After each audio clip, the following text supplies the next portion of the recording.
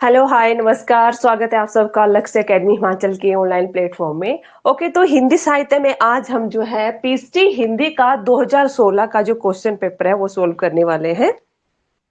Okay, तो इसमें first question पूछा गया था, सघन कुंज छाया सुखद शीतल मंद समीर किसकी काव्य पंक्ति है। ओके, तो इसमें ऑप्शन थे पद्माकर है, बिहारी है, घनानंद है या रसखान हो जाएगा।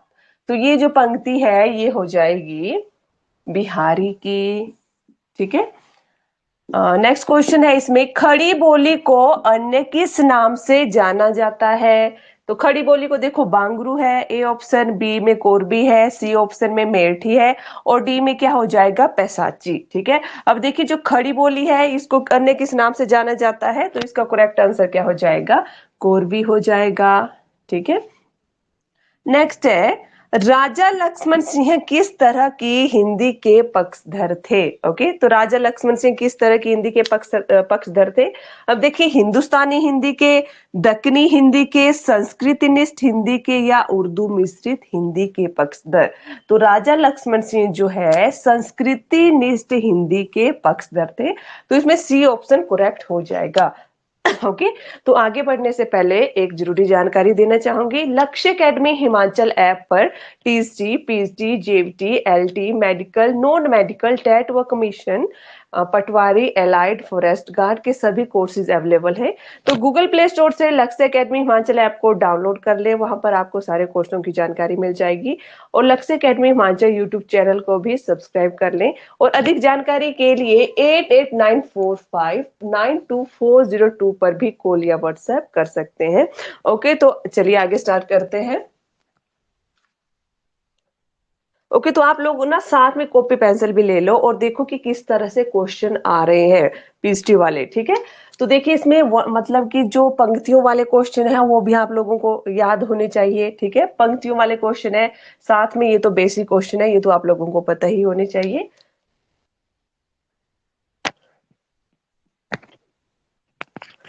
जैसे पंक्तियों वाले क्वेश्चन है, फिर क्रम वाले क्वेश्चन भी आगे आएंगे, तो उसमें भी देखना कि किस तरह से क्रम में लगाना है, किस तरह से पूछा गया है। ओके।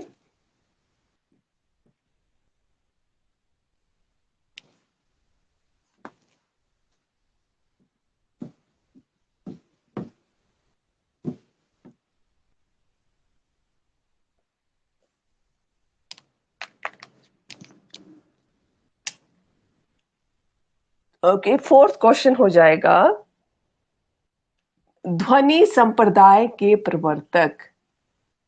ध्वनि सॉरी संप्रदाय के प्रवर्तक। अब ये भारतीय काव्य शास्त्र के क्वेश्चन आ गए यहाँ पर। ठीक है, ध्वनि संप्रदाय के प्रवर्तक हैं। तो इसमें पहला ऑप्शन है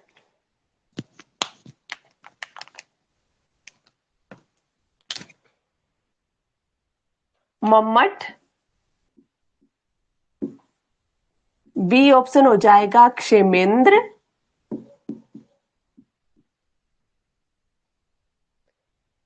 सी ऑप्शन है इसमें भोजराज और डी ऑप्शन है आनंद वर्धन। आनंद वर्धन। ओके, तो ध्वनि संप्रदाय के प्रवर्तक कौन थे, मम्मट है, क्षेमेंद्र है, भोजराज है या आनंद वर्धन। ठीक है, तो क्या ऑप्शन इसमें करेक्ट है, आनंद वर्धन ध्वनि संप्रदाय के प्रवर्तक है। मतलब जो भारतीय काव्य शास्त्र है वहां से एक आधा क्वेश्चन इस तरह से बनेगा, प्रवर्तक संप्रदाय के प्रवर्तक पूछ लिए जाएंगे।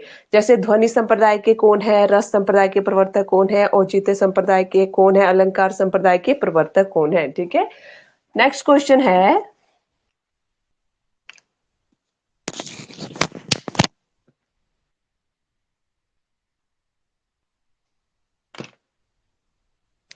प्रतिभा को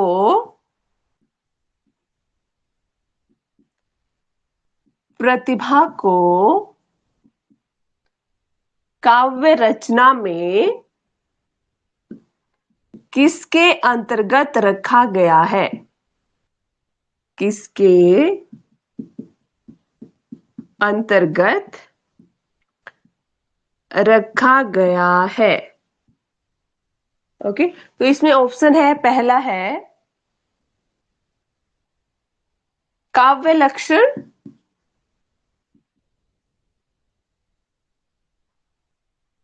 काव्य लक्षण हो जाएगा पहला।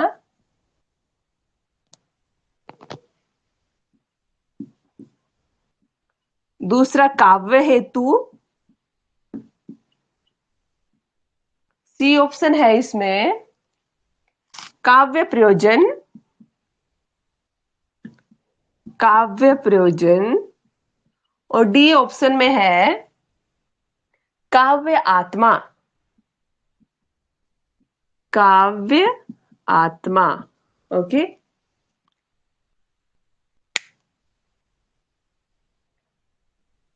तो प्रतिभा को काव्य रचना में किसके अंतर्गत रखा गया है? ये भी भारतीय काव्य शास्त्र से क्वेश्चन पूछा गया है। वहां पर आप लोगों को काव्य लक्षण भी होंगे पढ़ने को, काव्य हेतु भी है, काव्य प्रयोजन क्या होता है, ठीक है। तो ये सारा जो है ये भारतीय काव्य शास्त्र से संबंधित है। ओके, तो प्रतिभा को काव्य लक्षण में किसके अंतर रखा गया है? तो प्रतिभा को रखा गया है काव्य हेतु में। ओके,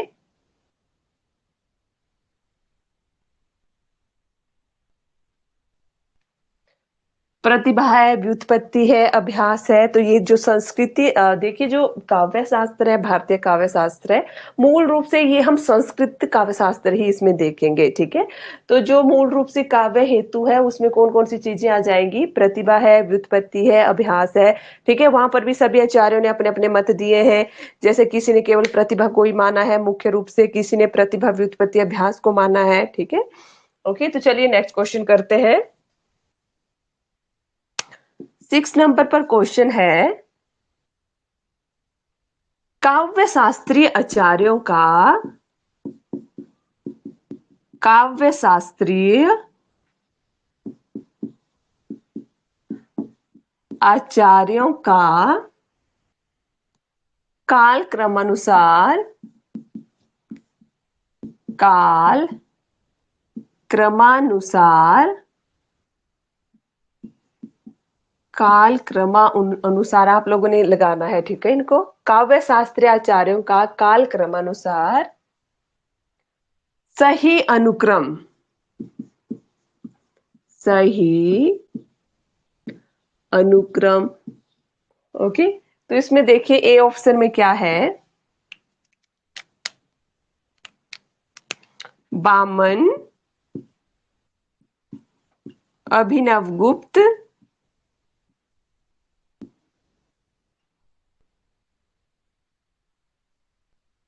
मम्मट या आनंदवर्धन। ओके,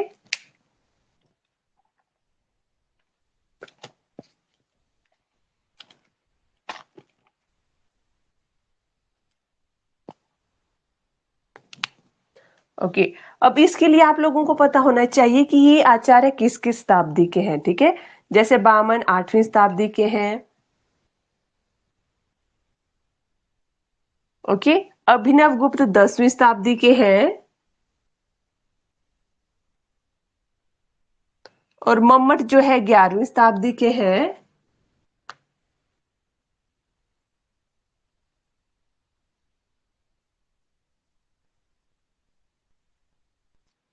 और आनंदवर्धन जो है 9वीं शताब्दी के हैं, ठीक है। तो इसमें मतलब 4 ऑप्शन दिए हुए हैं, बस आगे पीछे करके इनको लिखा गया है। तो इसका सही क्रम क्या हो जाएगा?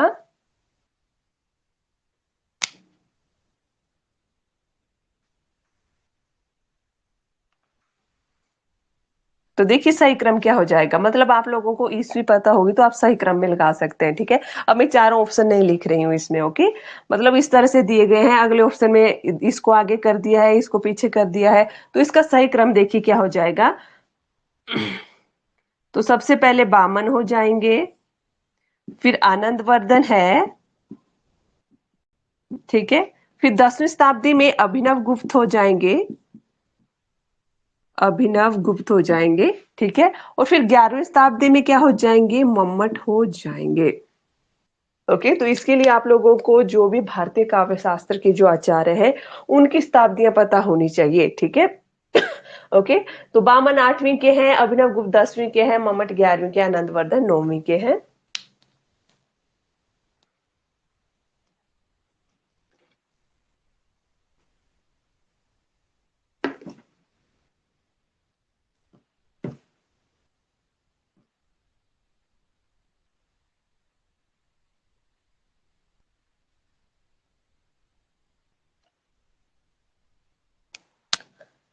सातवें नंबर पर क्वेश्चन है, रस में साधारणीकरण। रस में साधारणीकरण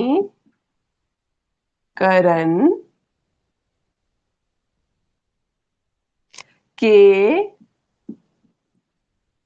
व्याख्याता कौन है?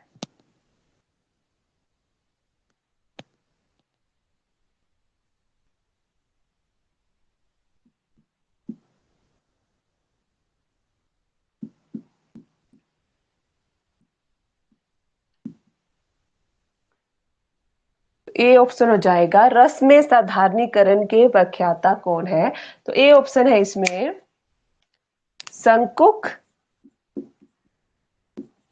शंकुक, भट्टनायक,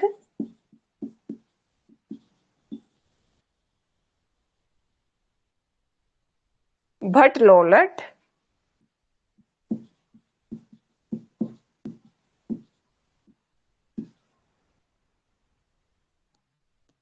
डी हो जाएगा अभिनव गुप्त।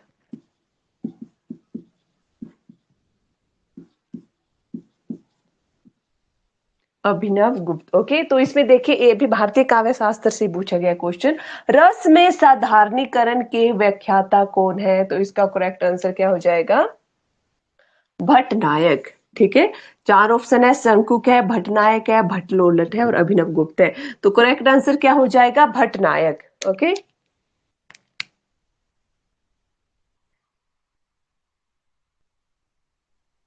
नेक्स्ट है काव्य रचना में,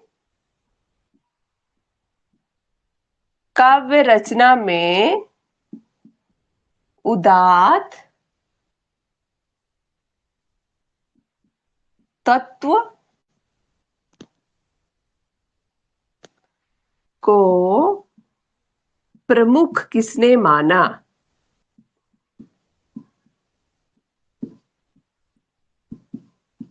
ओके, तो काव्य रचना में उदात्त तत्व को प्रमुख किसने माना? इसमें ए ऑप्शन था प्लेटो,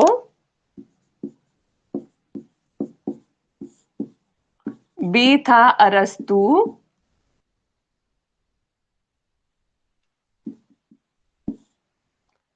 सी हो जाएगा इसमें लोजाइनस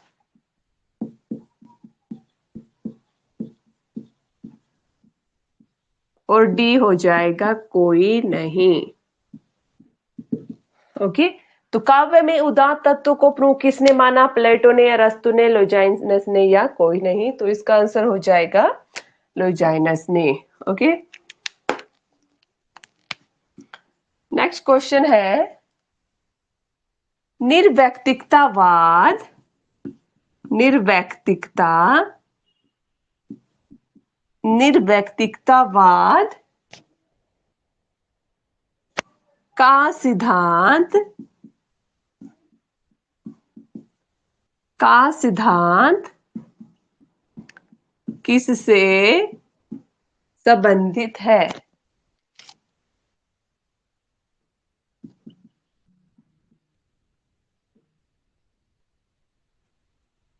ए ऑप्शन है इसमें कॉलरिज, ये पाश्चात्य काव्य शास्त्र से आ गया क्वेश्चन। ठीक है, प्लेटो अरस्तु ये भी पाश्चात्य काव्य शास्त्र से है, ये वाला भी पाश्चात्य काव्य शास्त्र का है। कॉलरिज है इलियट,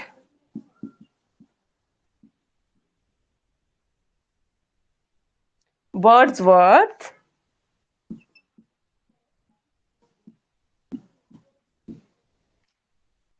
रिचर्ड्स।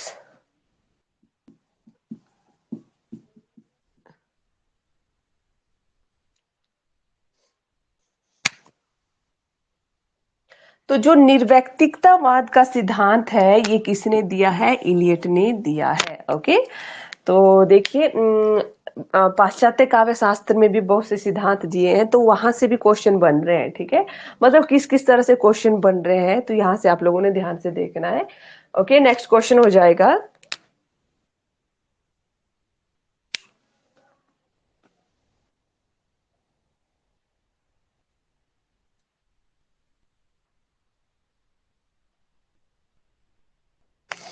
हिंदी साहित्य के इतिहास ग्रंथ की रचना, हिंदी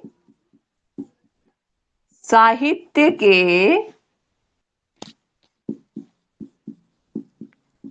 इतिहास ग्रंथ की रचना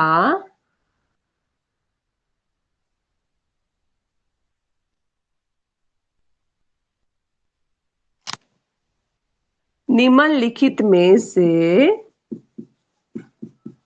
निम्नलिखित में से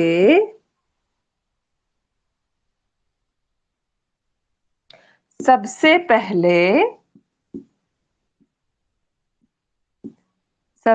पहले किसने की? मतलब जो नीचे ऑप्शन होंगे उनमें से आप लोगों को आंसर देना है।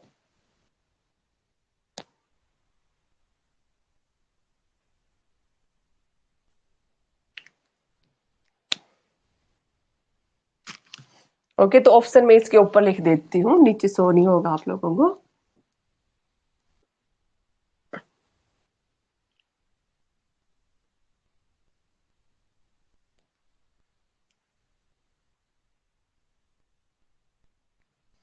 पहला ऑप्शन है George Grierson,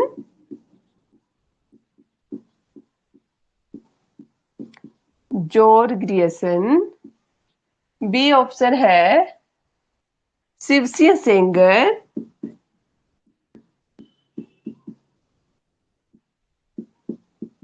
Shiv Singh Sengar. C option हो जाएगा मिस्र बंधु,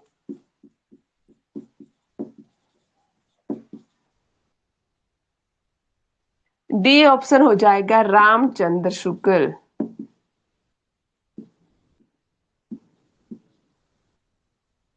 ओके, तो हिंदी साहित्य के इतिहास ग्रंथ की रचना निम्नलिखित में से सबसे पहले किसने की है? तो इनमें से ऑप्शन में, इन जो चार ऑप्शन है इनमें से आपका आंसर आना चाहिए, मतलब इन चारों में सबसे पहले किसने की हुई है। ओके, तो शिवसिंह सेंगर का शिवसिंह सरोज हो जाएगा।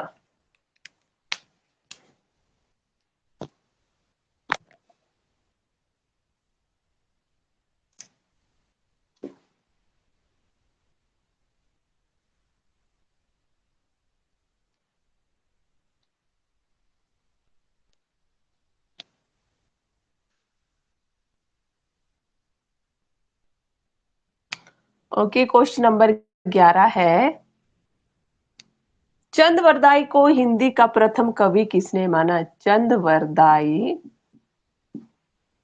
को हिंदी का प्रथम कवि किसने माना?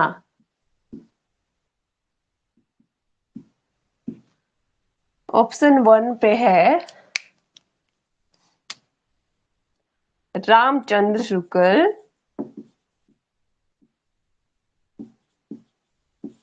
बी ऑप्शन है हजारी प्रसाद द्विवेदी। ठीक है, मैं हजारी प्रसाद शॉर्ट फॉर्म में लिख रही हूँ। ठीक है, सी ऑप्शन है मिस्र बंधु, और डी ऑप्शन है कोई नहीं।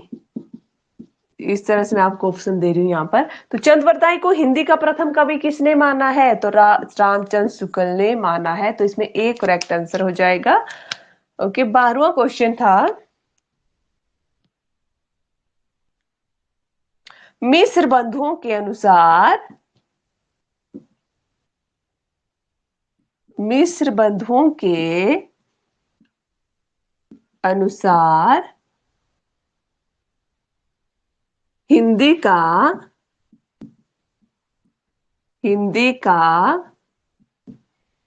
प्रथम गद्य लेखक कौन है? ओके, तो मिस्र बंधुओं के अनुसार हिंदी का प्रथम गद्य लेखक, तो ए ऑप्शन हो जाएगा इसमें सरहपा, बी हो जाएगा गोरखनाथ, ठीक है, विद्यापति, डी ऑप्शन हो जाएगा कोई नहीं। ठीक है, तो मिस्र बंधुओं के अनुसार हिंदी का प्रथम गद्य लेखक किसको माना था इन्होंने? तो इन्होंने गोरखनाथ को माना था। ठीक है, जब मैंने आदिकाल का साहित्य करवाया था तो उसमें मैंने ये चीजें आप लोगों को बताई थी कि किसने किसको क्या कहा है। ठीक है, तो गोरखनाथ को किसने माना था? मिस्र बंधुओं ने हिंदी का प्रथम गद्य लेखक माना था। ठीक है,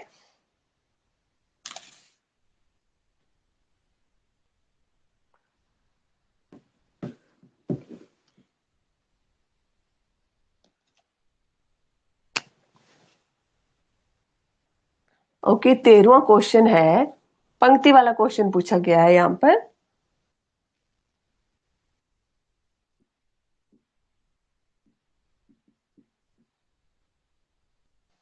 भला हुआ जो मारिया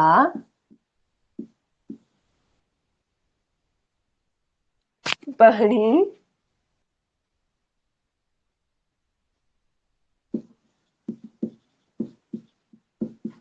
बहिणी महारा कंतु, बहनी महारा कंतु, तो ये काव्य पंक्ति किसकी है? इस तरह से क्वेश्चन पूछा गया है। ठीक है, भला हुआ को मारिया बहनी महारा कंतु, तो ऑप्शन है इसमें अब्दुल रहमान, अब्दुल रहमान, बी हो जाएगा हेमचंद्र,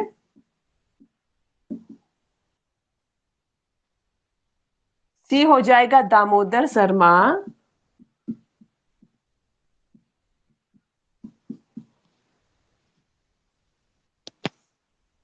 डी हो जाएगा भट्ट केदार।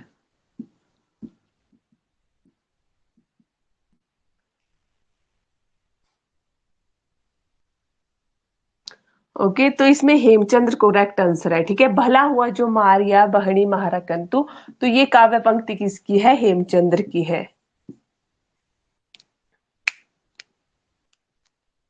नेक्स्ट है कविता कौमुदी के, कविता कौमुदी के संग्रह करता है।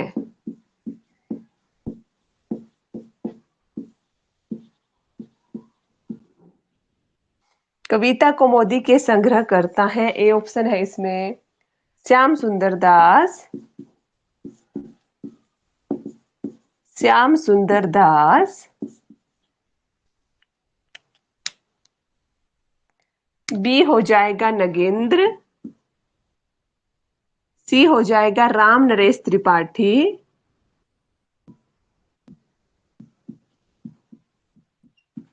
डी कर लो आप लोग कोई नहीं। ओके, तो कविता कौमुदी के संग्रहकर्ता कौन है? राम नरेश त्रिपाठी हो जाएगा।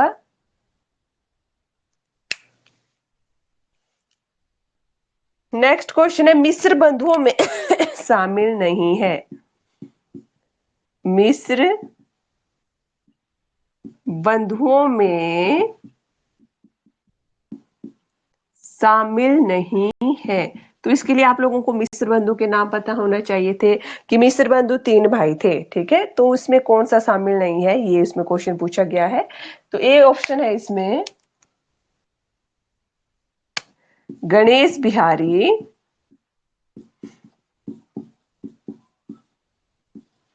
बी है श्याम बिहारी,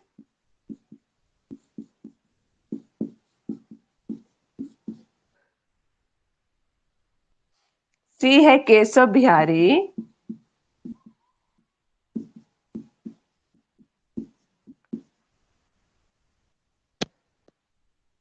डी है सुखदेव बिहारी। सुखदेव बिहारी। ओके। तो मिस्र बंधुओं में शामिल नहीं है। अब देखिए गणेश बिहारी तो है, श्याम बिहारी भी है, सुखदेव बिहारी है, पर केशव बिहारी नहीं है। तो इसका ऑप्शन हो जाएगा सी।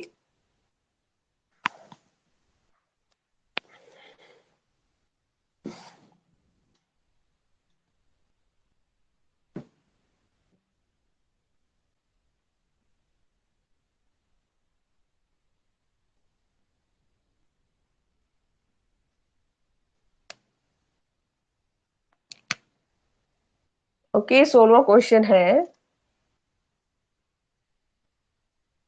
भक्ति आंदोलन को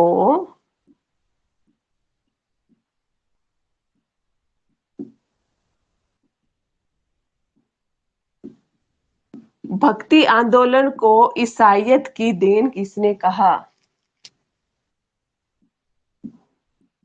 भक्ति आंदोलन को ईसाइयत की देन किसने कहा?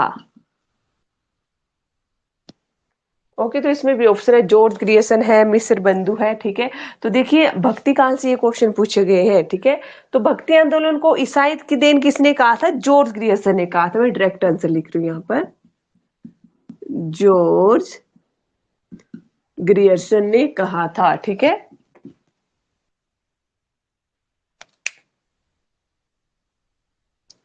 ओके। 17वां क्वेश्चन था कि जन्म काल के अनुसार कवियों का क्रम। जन्म काल के अनुसार क्रम लगाना था इसमें। ओके, जो कवि दिए गए हैं उनका। तो देखिए इसमें पहला ए ऑप्शन था, सूर, तुलसी, दादू, मीरा। ओके, बी ऑप्शन में था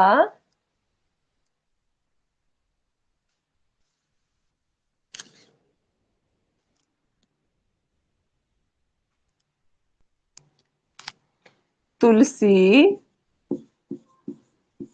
सूर,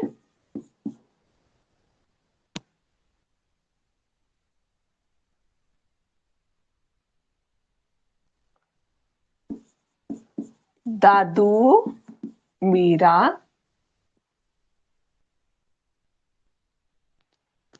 ओके, तुलसी, सूर, दादू, मीरा। तो देखिए इसमें ये वाला जो है करेक्ट हो जाना था, जहां पर तुलसी है पहले, फिर सूरदास है, फिर दादू है और फिर मीरा हो जाएगा। ठीक है, ओके। क्वेश्चन नंबर 18 था,